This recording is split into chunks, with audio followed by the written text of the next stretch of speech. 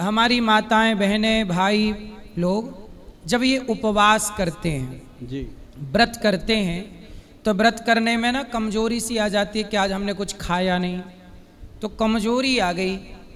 कई बार व्रत का प्रभाव ये होता है कि व्रत के प्रभाव से 1 दिन 2 दिन तक कमजोरी बनी रहती है, तो 1 दिन ना खाना, आयुर्वेद कहता है कि व्रत करने से शरीर ठीक रहता है।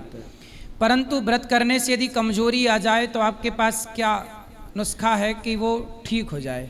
सबसे पहले तो महाराज जी मैं आपको बताऊंगा कि जो लोग व्रत करते हैं, बहुत कम लोग हैं जो नहीं व्रत करते, लेकिन मैक्सिमम लोग व्रत करते हैं।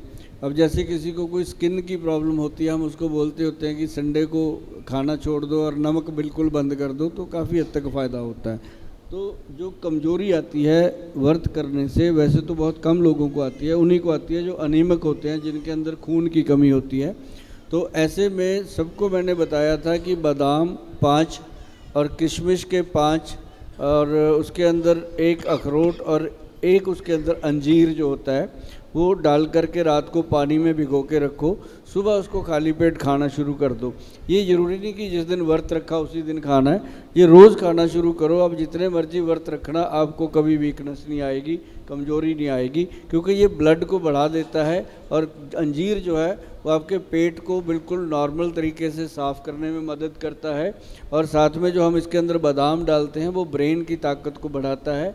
और ये सारी चीज़ें जो है, अखरोट जो है वो भी ब्रेन को, तो इससे क्या होता है कि शरीर के अंदर जितनी भी कमज़ोरी है, ये सिंपल घरेलू नुस्खा है। आप इसको नोट करके रखेंगे, इसको अपने पास सेव करके रखेंगे, तो आपके लिए भी और आपके सारे भाई बंधुओं के लिए ये बहुत फ़ायदेमंद रहने वाला है। वाह, सुंदर।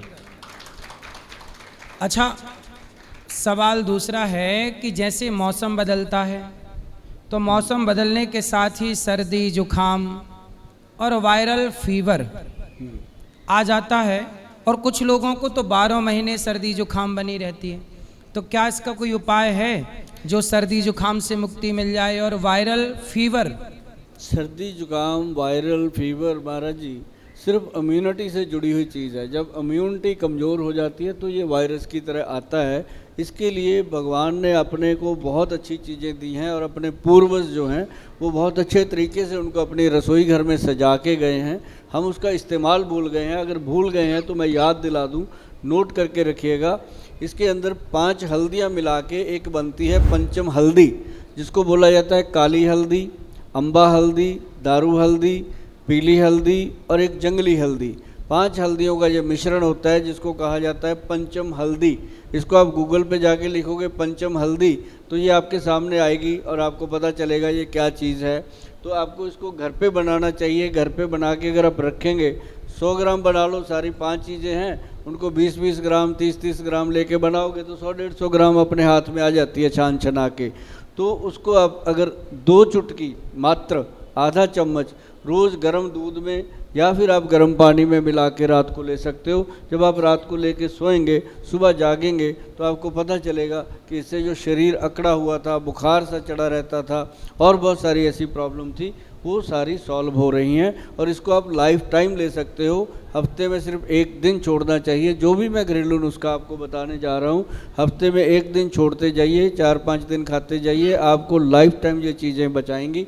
और जो लोगों को बहुत ज़्यादा कफ कोल्ड होता है, पंचम हल्दी उनका सबसे बड़ा एक फ़ायदा करने वाली चीज़ है। और नाड़ियों में दर्द रहता है, जिनके कहते हैं ना कि वो नसें चढ़ जाती हैं, है ना, हमारे पंजाब में तो कहते हैं कड़ल्लें पड़ गई, नसें चढ़ गई, तो वो जो नस चढ़ती है वो भी हल्दी से ठीक होती है। जिन लोगों को कहा गया घुटनों का ऑपरेशन करवा लो, हल्दी खाते रहो, कभी ज़रूरत नहीं पड़ेगी। तो ये पंचम हल्दी जो है ये अपने आप में बहुत बड़ी ताकत रखती है। तो ये वो चीज़ें मैं बता रहा हूँ जो करोड़ों लोगों ने आजमाई हैं, देश में भी विदेश में भी।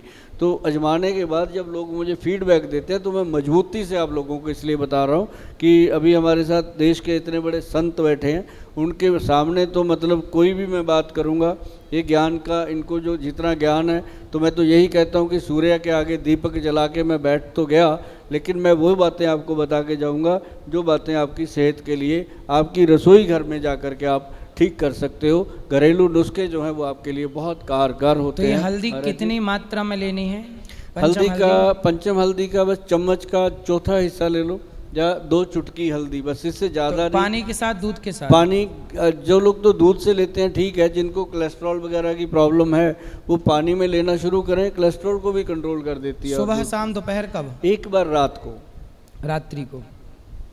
अच्छा, गले में भी ये टॉन्सिल हो जाते हैं और कई बार गले में खराश बनी रहती है, अंदर ना दर्पण में कई बार मुंह खोल के देखो तो यहाँ लाल लाल रहता है। रेडनेस होती है। हाँ, तो क्या है और क्यों होता है ये, और क्या उपाय है इसका? हाँ, वो एक अल्सर टाइप हो जाता है अंदर, अल्सर टाइप हो जाता है। तो इसका सबसे बढ़िया, सब लोग जानते भी होंगे, जब मैं बता देता हूँ फिर वो कहते हैं ये तो हमें भी पता था लेकिन करते नहीं है। मैं बताता हूँ, उसके लिए काली मिर्च, मग पीपली आपको पता होगा सबको, छोटी छोटी पीपली होती है, मग पीपली, और उसके अंदर एक सौंठ, जो सौंठ होती है, अदरक सूखा हुआ, तीनों का पाउडर बना के कूट के रखिए। एक चुटकी ऐसे जैसे मक्के का दाना होता है उतनी सी, बस चुटकी में ज़्यादा भी नहीं होनी चाहिए, मक्के के दाने जितनी लेकर के आप मुंह में रख के धीरे धीरे उसको चूस के खाएंगे, चबा के खाएंगे, तो मुंह के अंदर एक सलाइवा बनता है जिसको हम लार बोलते हैं।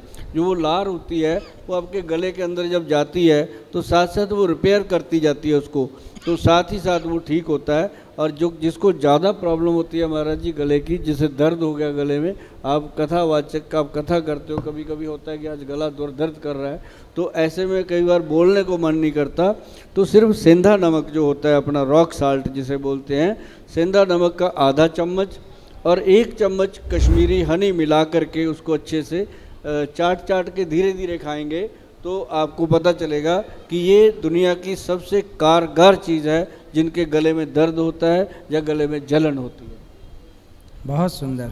ठीक है। बहुत लोगों को ना छाले हो जाते हैं। छाले, पहले तो हम आपसे ये जानना चाहेंगे कि छाले क्यों होते हैं मुंह पे, और दूसरा ये भी जानना चाहेंगे कि छाले हो जाएं तो उसकी दवाई क्या है। जैसे मुंह में छाले होते हैं सिर्फ उन लोगों को ज़्यादा होते हैं, आप देखेंगे जिनको लीवर की प्रॉब्लम होती है या जिनके लीवर में गर्मी पड़ जाती है, ऐसे लोगों को वायवादी हो जाती है। वाय जिसको हम बोलते हैं वात दोष, वात पित्त कफ में हमारे पास जितने लोग आते हैं हम नाड़ी देखते हैं तो वात दोष उसका बड़ा होता है, वायवादी का। तो जब वाय होती है तो मुंह के छाले होते हैं, कईयों के पैरों में जलन होती है, कईयों के हाथों में पसीना आके जलन होती है। तो ऐसे में सबसे बेहतर चीज़ क्या है मैं आपको बता दूं, वो है त्रिफला पाउडर। बहुत लोग उसमें कुछ लगाते हैं, कोई कुछ लगाता है। त्रिफला पाउडर जो है वो लेना है अपन ने 1, 2 और 4 की रेशो का। जैसे उसमें हरड़ लेना है, हरड़ हमने लेना जलाफा हरड़। मैं आपको जो चीज़ें रियल बताता जाऊंगा, जब आप अंसारी जी के पास जाओगे उनको ज़रूर बोलना कि हरड़ जलाफा जो होती है, मैं आपको थोड़ा सा आपकी नॉलेज के लिए बता दूं कि वो बहुत कीमती होती है। जो नॉर्मल हरड़ होती है वो बहुत सस्ती होती है, इसका रेट से आपको पता चलेगा। और हरड़ जलाफा जो होती है वो इतनी बड़ी होती है, उसके अंदर गिटक भी नहीं होती, और वो लेते हैं तो पेट साफ़ करने का काम करती है।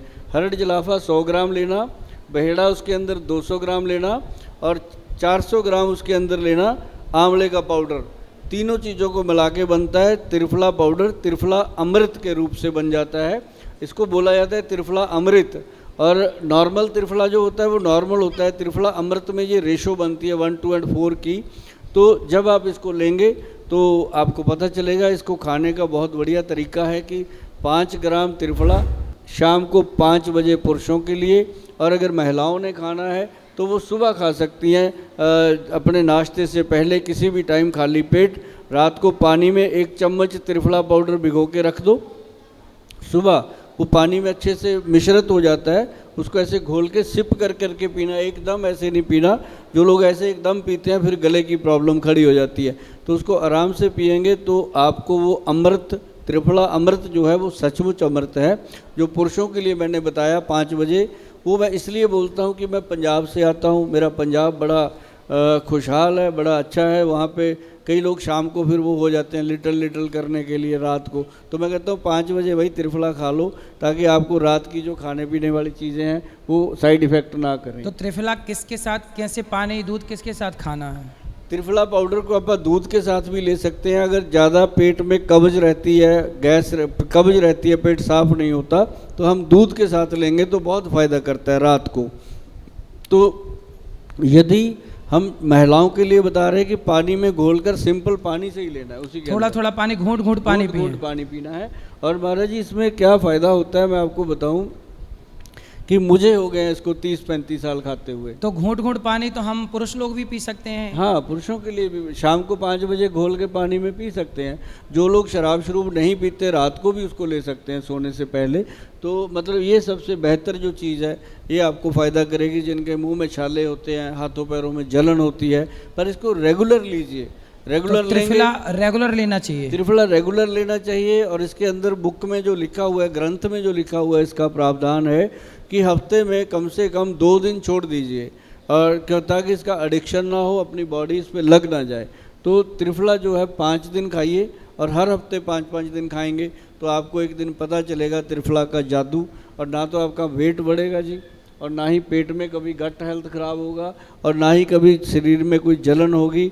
और सबसे बड़ी बात है, जैसे लोगों के चेहरे पे छाइयाँ हो जाती हैं, कील मुहासे हो जाते हैं, या बहुत सारे लोगों के लगता है कि मेरे मुंह में छाले कहीं भी निकलते हैं, तो उसके लिए त्रिफला पाउडर अगर डेली खाएंगे तो हमें पता चलेगा कि वाकई ये बहुत कमाल की चीज़ है। पर बनाना उसको 1, 2 और 4 की रेशो में।